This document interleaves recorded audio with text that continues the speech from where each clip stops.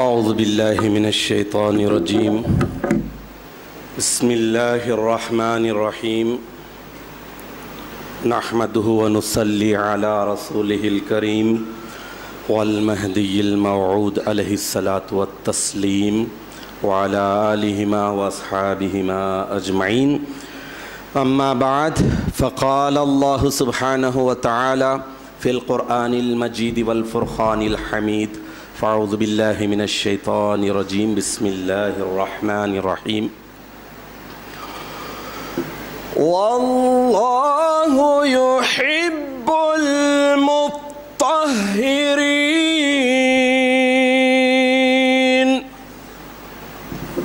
صدق اللہ العظیم۔ سورہ توبہ آیت نمبر 108۔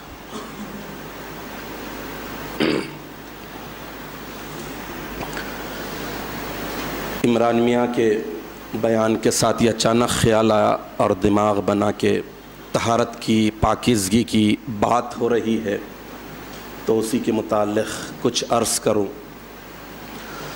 میں نے سورہ توبہ کی آیت نمبر 108 کی تلاوت کا شرف حاصل کیا۔ اس میں اللہ تعالیٰ ارشاد فرما رہے ہیں کہ بے شک اور اللہ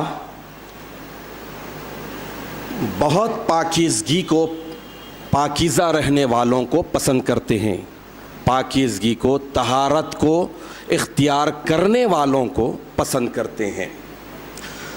تو اب اس اعتبار سے یہ رمضان المبارک کا مقدس مہینہ، اس مقدس مہینے کی ساری عبادتوں کو آپ اجمالی طور پر، سرسری طور پر جائزہ لیجئے، دیکھیے تو معلوم ہوگا کہ یہ مقدس مہینہ، یعنی یوں سمجھ لیجئے کہ مومن بندے کی تطہیر، پاکیزگی، اس کے نفس کی تطہیر، پاکیزگی، اس کے اخلاق کی پاکیزگی، اس کے جسم کی پاکیزگی، اس کے مال کی پاکیزگی، اس کے زبان کی پاکیزگی، اس کے نظر کی پاکیزگی، ہر چیز کی پاکیزگی کر رہے ہیں۔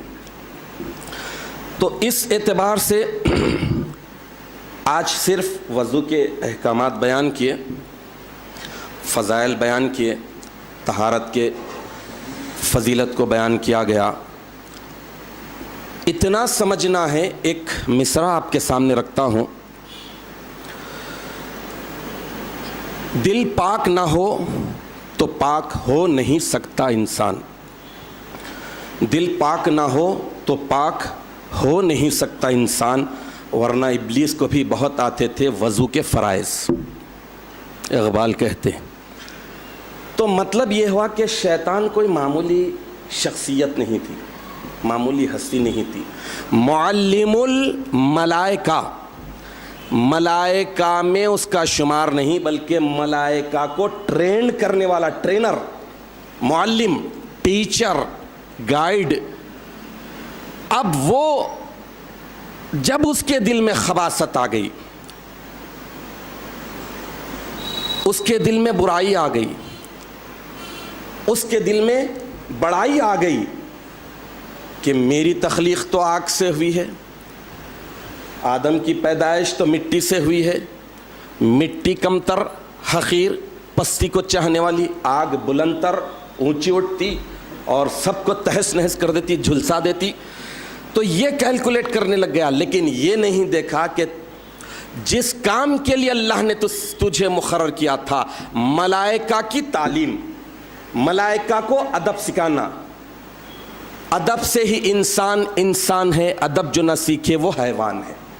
تو ادب سکھانے والا معلم الملائکہ، معلم الملکوت، وہ یہ دیکھ بھول گیا کہ میرا پوزیشن کیا ہے، میرا کام کیا ہے، میری ذمہ داری کیا ہے، صرف اپنی بڑائی میں، اپنی نفس کی پیروی میں لگ گیا اور گناہ کرنے لگا۔ یعنی طہارت، پاکیزگی ختم ہو گئی، اس پاک ذات کا حکم نظر انداز کر دیا جس کی پاکی کی تعلیم دیتے ہوئے اس کی زندگی بسر ہو رہی تھی۔ ملائکہ کو سکھاتا تھا کہ تسبیح، اللہ کی پاکی، کبریائی، بڑائی، جلال، عظمت کیسے بیان کرے، وہ سکھانے والا خود ناپاک ہو گیا، ناپاک ہو کر ایسے کرنے لگا۔ تو ساری اسلامی تعلیمات، سارے اسلامی فرائض کو آپ اٹھا کر دیکھ لیجئے کہ ہر فرض کے پیچھے یہی ایک بات ہے، طہارت، पाकीज़गी। इसीलिए हदीस शरीफ में आया है कि अत्तहुरु शत्रुल ईमान, तहारत वज़ू नहीं, पाकी नहीं, टॉयलेट को जाने के बाद निकलने की पाकी नहीं, अंदर पाकी नहीं, पाकीज़गी, लफ्ज़े पाकीज़गी बताई गई है। चाहे माल की पाकी हो, माल कब ख़राब होता है, कब हराम होता है और कब पाक रहता है, जिस्म कब नापाक होता है और कब पाक रहता है, रूह कब पाक रहती है और कब नापाक होती है, रोज़ा कौन सी हालत में पाक रहता है और कौन सी हालत में फासिद हो जाता है, ये सारी चीज़ें। तो अत्तहुरु शत्रुल ईमान, पाकीज़गी, सारी चीज़ों में पाकीज़गी आधा ईमान है। यानी ईमान को आधा एक फल्ले में रख दीजिए और आधा एक फल्ले में रख दीजिए। अगर पाकीज़गी नहीं है तो सारा ईमान कोई काम का नहीं। शायर इसीलिए कहता है कि खबासत जहन में हो तो बदखू नहीं जाती। खबासत मतलब गंदगी, नजासत। खबासत जहन में हो तो बदखू नहीं जाती, मिला काफुर में हो तुम हिंग रखो तो बू नहीं जाती। हिंग एक ऐसी चीज़ है उसकी बू आ जाती है, लेकिन काफुर में भी रखते हैं तो नहीं जाती। तो खबासत अगर जहन में आ जाती है तो ऐसी सूरत में आदमी की बदखू, बदफितरत, बदचलनी नहीं जाती। आप देख लीजिए कि आदमी के यही सिस्टम में, यही हार्ड डिस्क में, यही मेमोरी में अगर अच्छाई आती है तो अच्छाई की राह पर पड़ता है। यही मेमोरी में, यही हार्ड डिस्क में अगर वायरस आ जाता है तो इंसान हलाक और ख़राब हो जाता है। तारीख़ इंसानियत उठा कर देख लीजिए, जितने अंबिया किराम आए, अंबिया किराम की बेसत मुबारका की ख़ास गर्ज़ व गायत ये बताई गई है, व युज़क्कीहिम, ये इंसानों को पाक करते हैं, व युअल्लिमुहुमुल किताब वल हिक्मा, और किताब व हिकमत की तालीम देते हैं। तो पहले किताब व हिकमत की तालीम देने से पहले युज़क्कीहिम, पाक करते हैं गंदगियों से, बदअक़ीदगी से, बेईमानी से, झूठ मकर फरेब से। तो ये रमज़ानुल मुबारक का मुक़द्दस महीना, इस मुक़द्दस महीने में तहारत की बात ही, और तहारत में सिर्फ़ वज़ू के फ़ज़ाइल और मसाइल बयान हुए। मसाइल में सारी चीज़ें करीब आ गए हैं। बहुत सारी बातें ऐसी होती हैं कि हम पढ़ते हैं भूल जाते हैं, लेकिन इसका रिवाइज़ जब होता है तो ताज़ा हो जाती है।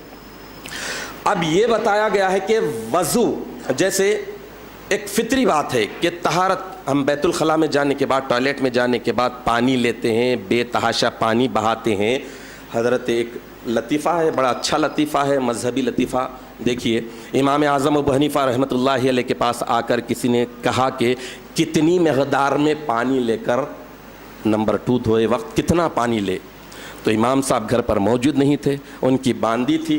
बांदी से पूछे कि भाई हमें ये मसला है कि जब बैतुल खला में जाते हैं, तहारत से फ़ारिग़ होते हैं, 2 नंबर करते हैं, तो उसके लिए कितना पानी इस्तेमाल करें, कब आदमी पाक होता है, तहारत और पाकीज़गी। तो बांदी ने कहा कि ची ची ची की जब तक आवाज़ आए उस वक्त तक धोना चाहिए। तो इस एतबार से लोग समझते हैं कि तहारत बहुत ही मामूली बात है, गए ठहरे निकल गए, ठहर के बैल की तरह, गधे की तरह मूत लिया निकल गए। अरे इसके लिए तो गौर फरमाइए कि एक मरतबा हुजूर अकरम नबी मुकर्रम सल्लल्लाहु ताला अलैहि वसल्लम मदीने तैयबा में ओहद की पहाड़ी के दामन से निकल रहे थे, गुज़र रहे थे, तो 2 खबर दिखे, रुक गए और कहा कि सहाबा, क्या तुम इन लोगों की चीखों को, आवाज़ों को और बिलबिलाने को सुन रहे हैं? तो साहबा ने कहा कि या रसूलल्लाह, हमारे माँ बाप आप पर कुर्बान, हम नहीं देख रहे हैं, हम नहीं सुन रहे हैं। क्या तुम वो देख रहे हैं जो ये लोग भुगत रहे हैं, दोनों खबर वाले? तो उन्होंने कहा कि या रसूलल्लाह, हमारे माँ बाप आप पर कुर्बान, हम वो देख भी नहीं रहे हैं। तो अल्लाह के रसूल इरशाद फरमाए कि इस खबर में एक साहिब खबर ऐसा है जो गीबत करता, चुगलखोरी करता, उसकी अजाब भुगत रहा है, चीखें उसी की हैं। तो अल्लाह के रसूल सल्लल्लाहु ताला अलैहि वसल्लम पर तो ज़मीन के 7 तबक़, आसमान के 7 तबक़, सारी चीज़ें रोज़े रोशन की तरह आया थे। इसलिए आपने पूछा। और दूसरे खबर वाले के ताल्लुक़ से जो बयान फरमाया वो तवज्जो के साथ समाअत फरमाइए।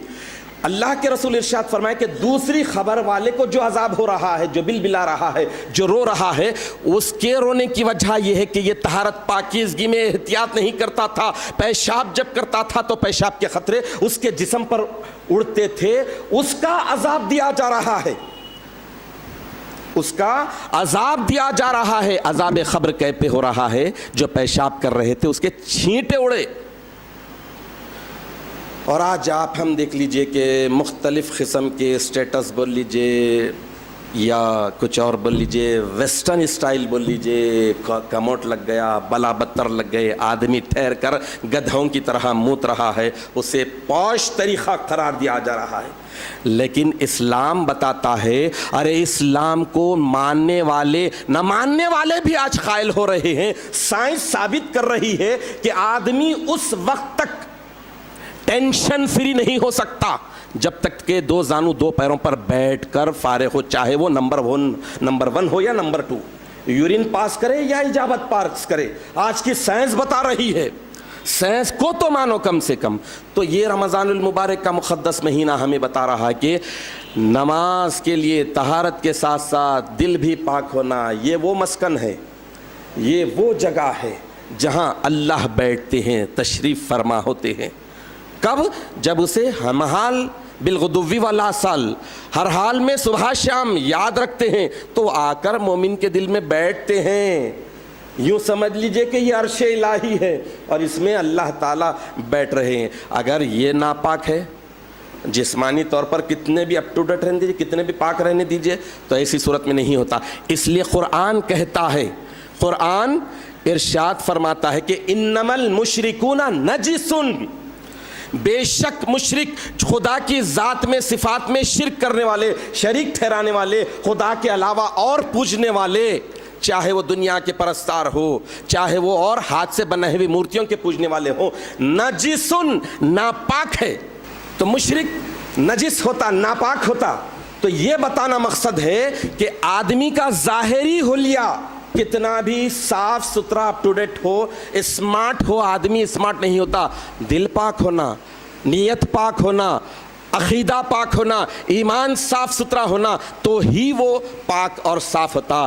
اگرچہ کہ ایماندار ہے، سچا ایماندار ہے، لیکن اس کے لباس پر 7 پیون ہیں، تو قربان جائیں شاہ نعمت رضی اللہ تعالیٰ عنہ ارشاد فرماتے ہیں کہ میں میری بیٹی کو اسے دوں گا جو پیون پر پیون 3 پیون لگاتا ہے۔ پیون بولے تو کسے کہتے ہیں؟ جو پیچ لگاتے ہیں کپڑے پر، آپ تو کبھی دیکھے بھی نہیں ہوں گے۔ ایک کپڑا نہیں، پہلے لباس کم ہوتا تھا تو پیون لگاتے تھے۔ مشکل سے پہلے مانگنے والے گداگروں کے پاس بھی پیون ہوتے تھے۔ آج کل تو مانگنے والوں کے پاس سیل فون ہے، ATM مشین آ گیا ہے اور مختلف چیزیں آ گئی ہیں۔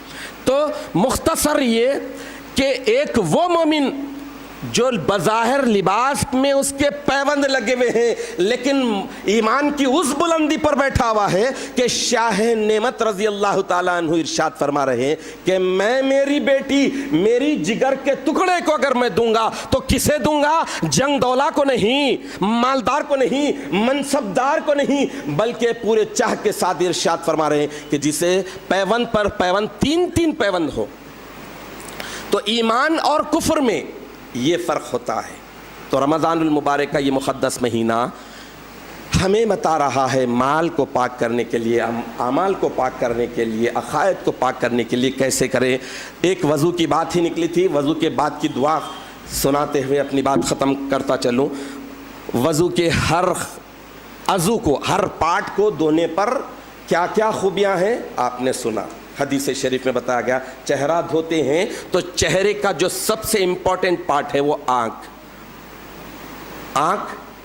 اس سے پوچھیے آنکھ کی قدر و قیمت جسے جو نابینا ہے، جسے نظر نہیں آتا۔ تو آنکھ ایسی چیز ہے دیکھ کر ہی کئی چیزوں کی لذتیں حاصل کر لیتی ہے۔ تو اس سے جو گناہ ہوتے ہیں وضو کی وجہ سے وہ ختم ہو جاتے ہیں۔ ہاتھ سے جو گناہ ہوتے ہیں ہاتھ کو دھونے کے بعد وہ نکل جائے پیر سے. تو اب یہ دھونے کے بعد جو دعا کی جا رہی ہے دیکھیے کتنی پیاری ہے. اگر یاد نہیں تو یاد کیجئے, یاد کرنے کے بعد اس کو معنی اور مطلب کے کو پیش نظر رکھتے ہوئے کیجئے. خدا کی قسم آپ اس دعا کے مطابق ڈھل جائیں گے. دعا یہ ہے کہ اللہم کما طہرتنی بالمائی فطہرنی من الذنوب. اے اللہ تو نے جس طرح پانی سے میرے اعضاء کو, میرے جسم کو, میرے بدن کو پاک کیا ہے, اسی طرح تو مجھے میرے گناہوں سے بھی پاک کر دے.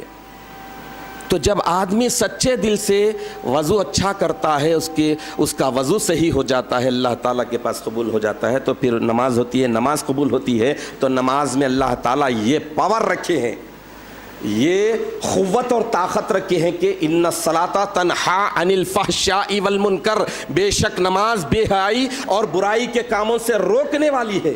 روکنے والی کب بنے گی؟ جبکہ وضو بھی اچھا ہو, نماز بھی اچھا ہو, اور جس کی نماز پڑھی جا رہی ہے, جس کے سامنے سجدہ کر رہے ہیں, اس کا جہ و جلال, عزت و کمال, اس کی ذات ہمارے سامنے صحیح طور پر پیش نظر رہے. ہم اللہ تعالیٰ سے دعا کرتے ہیں کہ اللہ تعالیٰ ہمیں نیک عمل کرنے کی توفیق عطا فرما. رمضان المبارک میں جس طرح ہم روزہ رکھ کر ایک روزے دار بننے کی کوشش کر رہے ہیں, بقیہ زندگی کو بھی ہمارے لیے رمضان المبارک بنا دے, ہمیں روزے دار بنا دے, گناہوں سے بچنے والا بنا دے. آمین یا رب العالمین. وآخر دعوانا ان الحمد للہ رب العالمین.